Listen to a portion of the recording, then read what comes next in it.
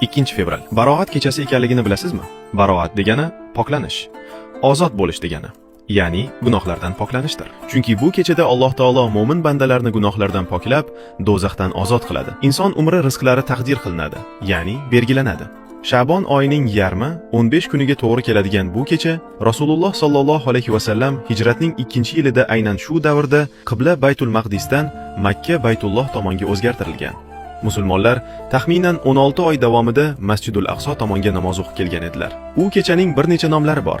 Poklanish kechasi, duo kechasi, taqdir kechasi, ijobat kechasi, muborak kecha, shafoat kechasi, mag'firat kechasi, kafforat kechasi va do'zaxdan ozod bo'lish kechasidir. Farishtalarning osmonda 2 bayram kechasi bor. Xuddi musulmonlarning yer yuzida 2 bayram kuni, Ramazon va Qurbon hayiti bo'lgani kabi. Farishtalarning bayrami Baroat va Qadr kechasidir. Shu sababli Sha'bon oyining o'rtasi farishtalar bayrami kechasi deb ham ataladi. Bu kechani qo'ldan boy bermay foydalanib qolishlik lozimdir. Kunduzlari roza, kechalari namoz, zikr, istig'for, salovat, tilovat bilan o'tkazaylik. Kim ham gunohlari kechirilishini, umri va rizqi yaxshi tomonga burilishini va do'zaxdan ozod bo'lishini istamaydi. Bu kunni Baroat kechasi sanasini faqat yaxshilikni ravo ko'rgan insoningizga jo'natib qo'ying.